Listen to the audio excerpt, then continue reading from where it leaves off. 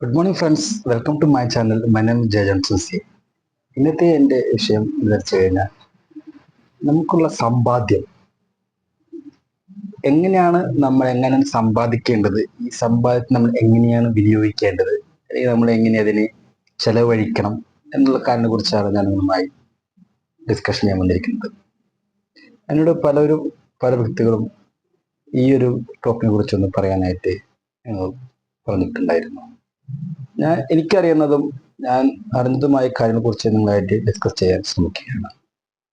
നമ്മൾ നല്ല രീതിയിൽ എപ്പോഴും സമ്പാദിക്കാനായിട്ട് നമ്മൾ എപ്പോഴും ശ്രമിക്കണം, അല്ലെങ്കിൽ വഴികൾ കണ്ടെത്തണം. നമ്മൾ ആരെയും പറ്റിച്ചോ അല്ലെങ്കിൽ തട്ടിയെടുത്തോ അല്ലെങ്കിൽ വഞ്ചിച്ചോ ഒന്നും ആവരുത്.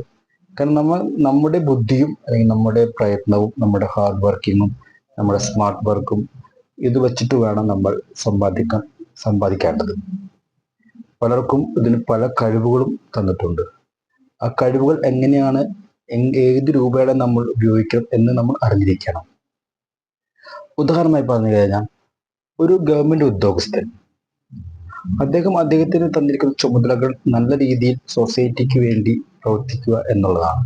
അതിലൂടെ ആൾ മിച്ചം വെച്ച് കിട്ടുന്ന സമ്പാദ്യങ്ങളിലൂടെ സമ്പാദിക്കേണ്ടതാണ്. അതുപോലെ ഒരു സ്വകാര്യ സ്ഥാപനത്തിൽ വർക്ക് ചെയ്യുന്ന ഒരു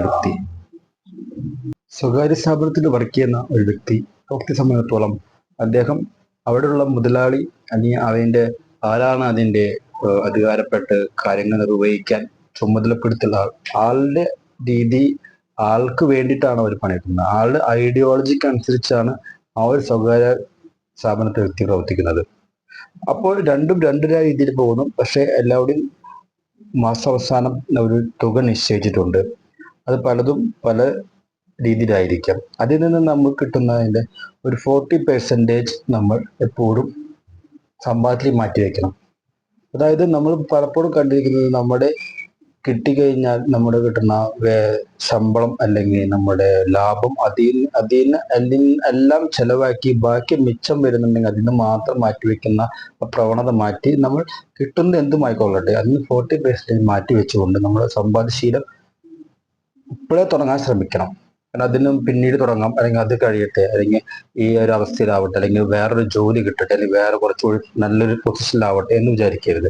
നമുക്കിപ്പോൾ 1000 രൂപ കിട്ടുന്നുണ്ടെങ്കിൽ നമ്മൾ അതിൽ 400 രൂപ നമ്മൾ മാറ്റിവെക്കാൻ ശ്രമിക്കണം. അത് 40% എന്ന രീതിയിൽ മാറ്റിവെച്ച് നമ്മൾ നമ്മുടെ കാര്യങ്ങൾ മുന്നോട്ട് ബാക്കിയുള്ള എമൗണ്ട് വെച്ച് ബാക്കിയുള്ള കാര്യങ്ങൾ നമ്മൾ ചെയ്യാനായിട്ട് പോയി ശ്രമിക്കുക. അങ്ങനെ സമ്പാദ്യശീലം നമ്മുടെ ജീവിതത്തിൽ എപ്പോഴും വരുത്തണം. നമുക്ക് നാളെ എന്താവും എങ്ങനെ നമുക്ക് അറിയാൻ പറ്റും. നമ്മളെപ്പോഴും ഒരു കരുതൽ ധനം എപ്പോഴും നമ്മൾ കണ്ടെത്തേണ്ടത് വളരെയധികം ആവശ്യമാണ്, പ്രത്യേകിച്ച് ഈ കാലഘട്ടത്തിൽ. ഇതിന് നിങ്ങൾക്ക് എല്ലാവർക്കും സാധിക്കട്ടെ എന്ന് ആത്മാർത്ഥമായി ഞാൻ ആശംസിക്കുന്നു. മറ്റൊരു നല്ല വിഷയമായി കണ്ടുമുട്ടാൻ ജയൻ സുസി.